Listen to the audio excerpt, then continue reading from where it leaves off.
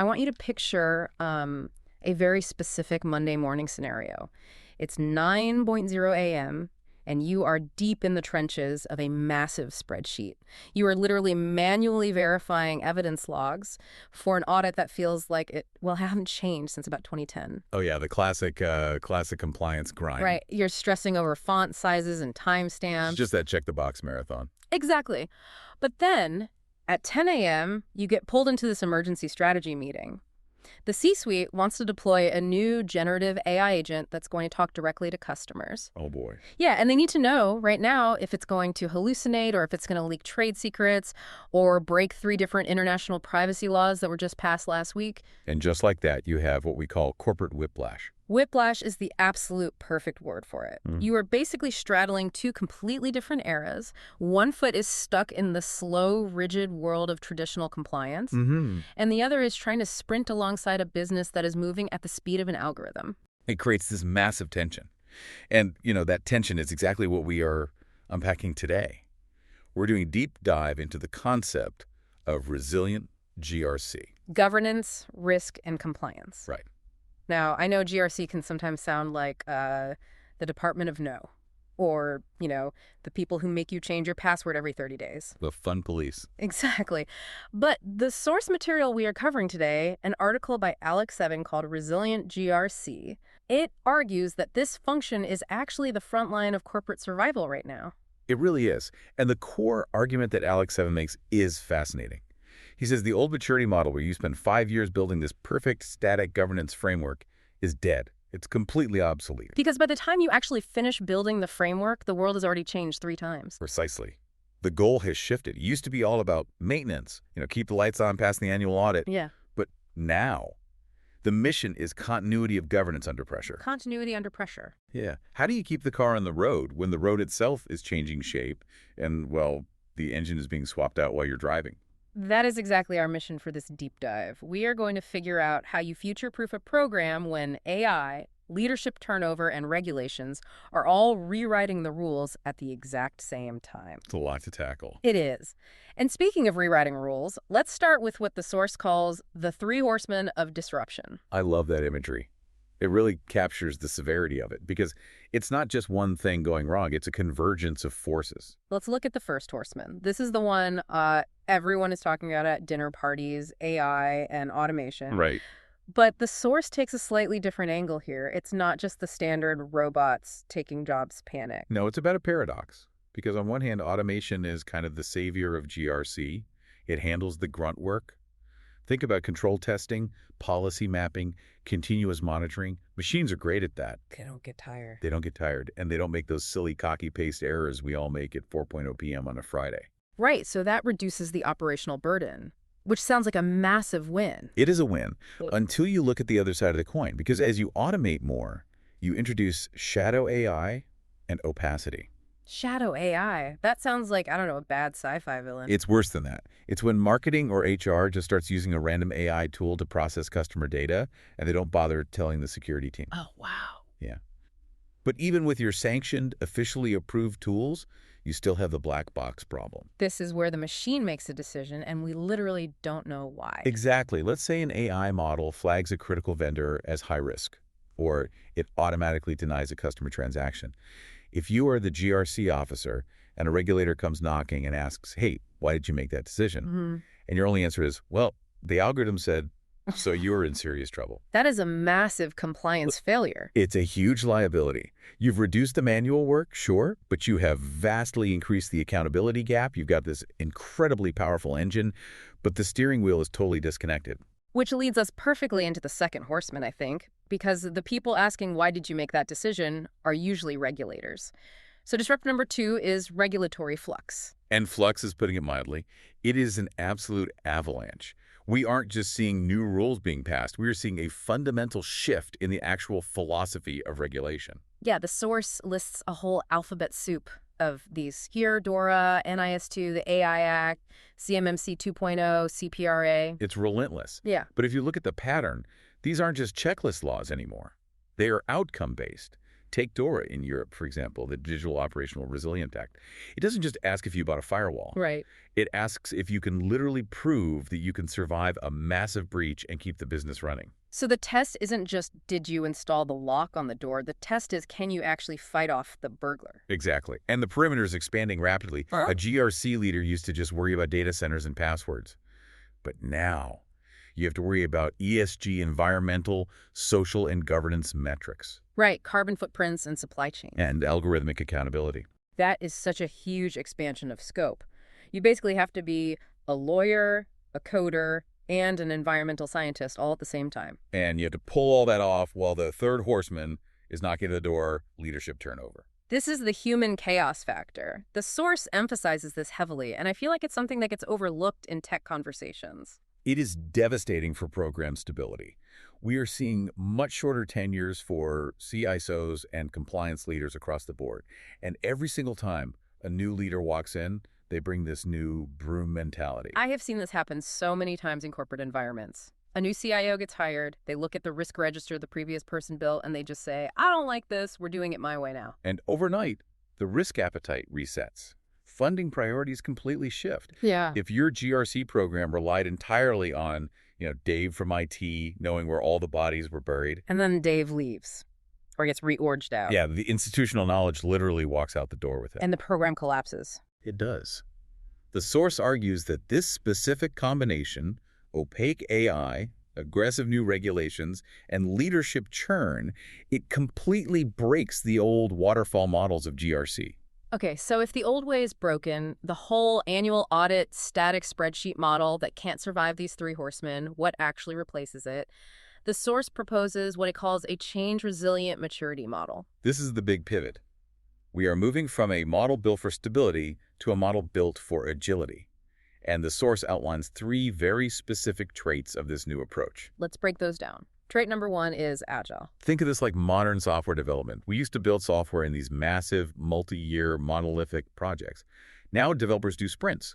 GRC has to do the exact same thing. So instead of doing a massive company-wide risk assessment once a year in January, you have continuous, smaller checkpoints. If the business launches a new product feature in March, you assess the risk in March. You don't wait for the annual review next year. The feedback loops have to be real-time. Trait number two is modular. I really liked the analogy used here regarding shipbuilding. It's the concept of bulkheads. If you build a ship as one big giant open space, a single hole in the hull sinks the whole thing. But if you build it in sealed compartments modules, you can flood one section and the ship stays afloat. In GRC terms, this means breaking the program into distinct blocks. So you have policy management, vendor risk, privacy, IT security, and so on. Right. Let's say a new privacy regulation drops that totally changes how you have to handle vendor risk. If your program is modular, you can pull that specific block out, retool it, and plug it right back in without stopping your entire financial controls team from working. You don't have to rewrite the entire company handbook just because one chapter changed. Exactly. It prevents system-wide paralysis. And the third trait is data-driven. Now, I have to say, everyone claims to be data-driven. It's easily the biggest buzzword in corporate history. What does the source actually mean by this in a strict GRC context? Well, first, it means death to the manual spreadsheet. But more importantly, it means moving from lagging indicators to leading indicators. Okay, give me a concrete example. What is the actual difference there? A lagging indicator is a report that lands on your desk saying, hey, we missed 5 security patches last month. It's history. You can't change it. The damage is already done. Right. A leading indicator is a live dashboard showing the average time to apply a patch has increased by 15% over the last 3 weeks.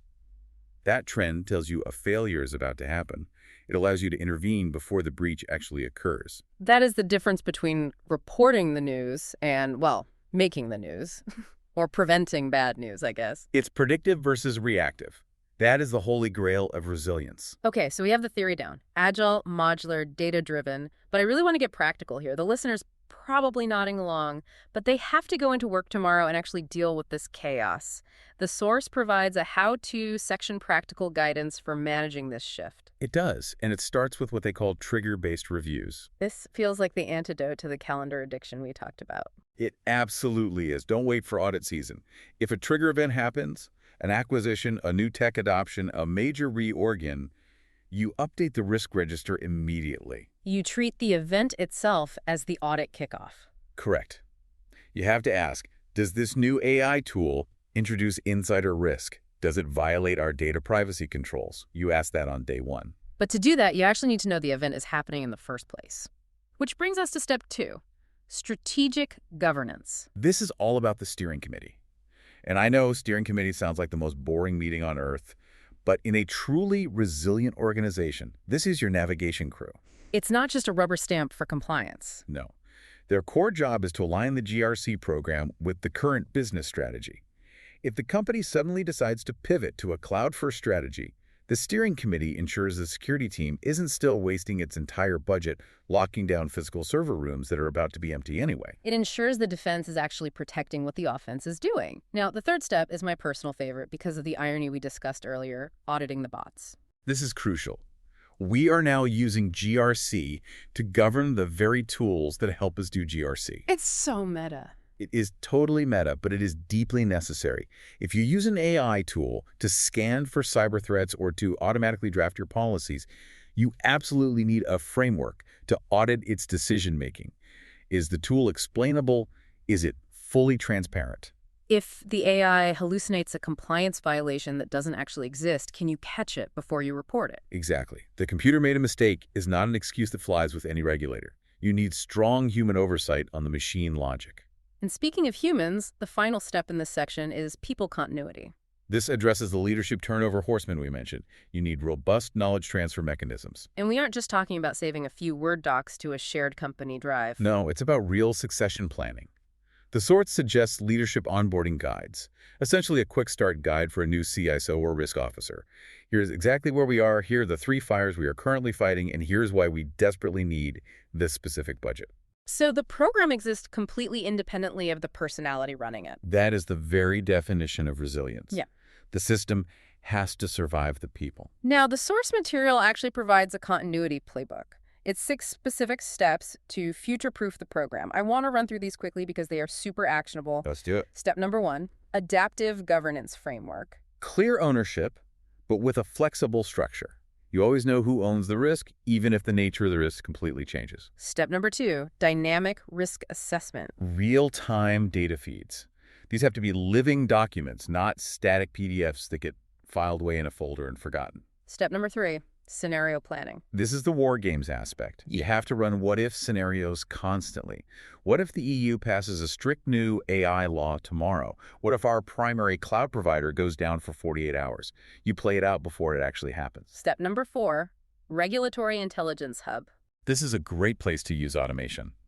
Do not have a human manually checking government websites for new laws. Let the bots scan the horizon and alert you when something changes. Step number 5, leadership onboarding guide. We just touched on this, but it's honestly genius. It's essential. It prevents the new guy from accidentally burning the house down just because they didn't know where the gas line was. And finally, step number 6, continuous stakeholder communication. Radical transparency builds trust. If you are honest with the board about the risks and the chaos, they will support you. If you hide the problems, you lose all credibility the second something goes wrong. There is a section towards the end of the source that I found really refreshing. We have talked a lot today about the anxiety of all this, the whiplash, the disruption, but the author argues there is a massive silver lining here. This isn't just about pure survival, it's about leverage. This is the opportunity aspect. Disruption absolutely breaks things, yes, but it also breaks bad habits. So how do we reframe this? How do you actually turn the 3 horsemen into allies? We'll take AI, for instance. We've bashed it a bit as a major risk vector today. But flip the script. You can use generative tools to drastically augment your compliance monitoring. You can use them to draft policies in seconds that literally used to take weeks of committee meetings. It totally solves the blank page problem. Exactly. And automation. It frees up your skilled staff.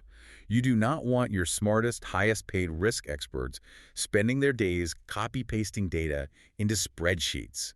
That is a tragic waste of human intellect. So you let the bots do the manual control testing, and you let the humans do the high-level strategy? You move up the value chain. You stop being the department of no, and you start being the department of how. Here is how we can do this safely, instead of here's why we can't do it at all. That is a massive competitive advantage. When you can use your risk data to help the business enter a brand new market faster and safer than the competition, you aren't just a cost center anymore. You become a true business enabler. And honestly, that is probably the best way to secure your budget too. 100%. If you enable revenue, the budget suddenly appears. So let's bring it all back home. We started out with that feeling of corporate whiplash. The source argues that to cure that whiplash, we essentially have to redefine what maturity means in this industry. Maturity is no longer about perfection. It isn't about how thick your physical binders are or how perfectly formatted your control catalog is. You can have perfect binders and still get absolutely crushed by a new privacy regulation. Right. The new metric for success is simply this. How well does your program absorb rapid change without losing its coherence? Continuity of governance under pressure. That is the gold standard now. Can you pivot without breaking? Can you prove your compliance without panicking? It's about being like bamboo, flexible enough to bend sideways in a hurricane, but rooted deeply enough that you don't blow away. I really love that visual. A program that bends but doesn't break. Before we sign off, I want to leave you, the listener, with a thought from the very end of the analysis. It's a bit of a brain teaser. It connects right back to auditing the bots. Right. Because as we move forward, we are handing over more and more GRC tasks to algorithms, evidence collection, risk scoring, even drafting the rules themselves. We're very quickly approaching a world where machines are effectively governing other machines. The AI creates the operational risk, and another AI monitors that risk. It's a completely closed loop. And the provocative question is, have we built the human framework strong enough to audit that loop? Or are we just going to be blindly signing the report at the bottom, trusting that the machines graded their own homework correctly? Machines grading their own homework. That is definitely something to think about before you click approve on that next automated workflow. It's the next frontier for everyone listening. We have to be ready for it. Well, on that slightly terrifying but undeniably fascinating note, we are going to wrap up. Thank you for taking this deep dive with us into the chaotic yet totally manageable world of resilient GRC. It was a pleasure to break it all down. Keep asking the hard questions, keep adapting, and we will catch you on the next deep dive.